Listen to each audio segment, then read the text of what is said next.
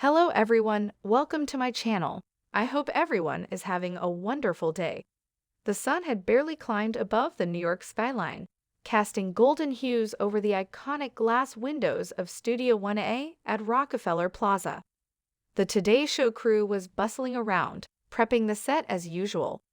Makeup brushes danced, mic checks echoed softly, and coffee flowed like lifeblood through the veins of sleep-deprived producers. But something was different. Craig Melvin sat in his dressing room, the gentle hum of the studio fading beneath the pounding of his heart. In his hand was a pristine white envelope, thick, embossed with the NBC peacock. Inside it was more than a piece of paper. It was a decision, a departure, a dream.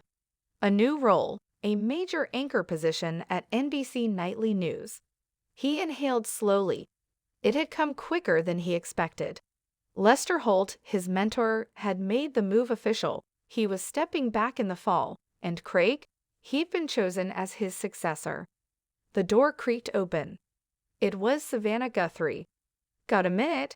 she asked, eyes darting toward the envelope he'd just folded shut. Craig gave a sheepish smile. "You already know, don't you?" Savannah stepped in, closing the door behind her.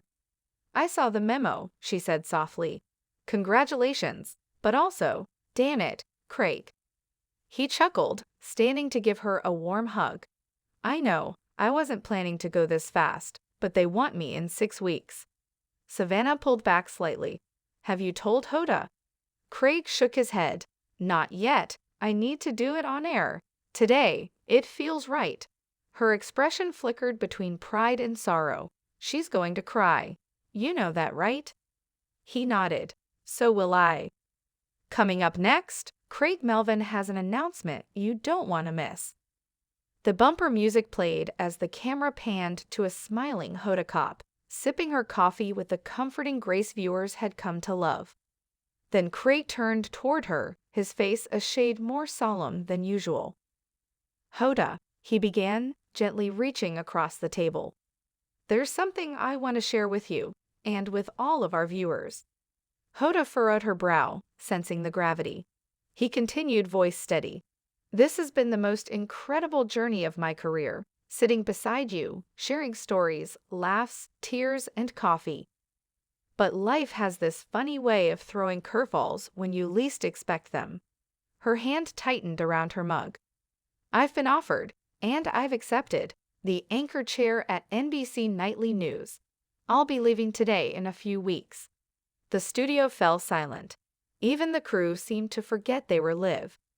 Hoda blinked fast, lips parting slightly. She didn't cry, not yet. Instead, she walked over to Craig, and pulled him into an embrace. The kind only best friends gave, tight, lingering, filled with 1,000 memories. When she finally spoke, her voice cracked. "You're going to soar, you always do. But this show won't be the same." Craig smiled through misty eyes. "That's why I'm asking you, to keep it steady." Later that day, after the cameras were off, Hoda sat in her office staring at the photos on her shelf. Craig and her dressed as Sunny and Cher for Halloween. The two of them holding puppies during a rescue segment. The time they couldn't stop laughing on air about a squirrel on water skis. She felt the weight of the moment. The network had already approached her, not just to continue co-hosting, but to lead the show. A subtle shift in dynamics. The anchor position. The de facto face of Today. She wasn't sure if she wanted it. Craig had always been the one to jump into political interviews, handle breaking news with steel composure, and keep the segments flowing. Hoda, meanwhile, was heart, laughter, and soul. Could she really carry both? Just as the thought spiraled, a knock came at her door. Jenna Bush Hager poked her head in. "You okay?" Hoda tried to muster a smile. "I don't know." Jenna entered fully.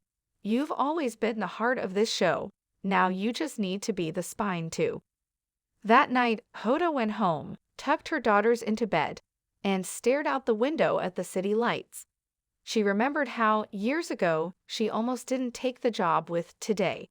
Fear had almost stopped her then. She couldn't let it stop her now.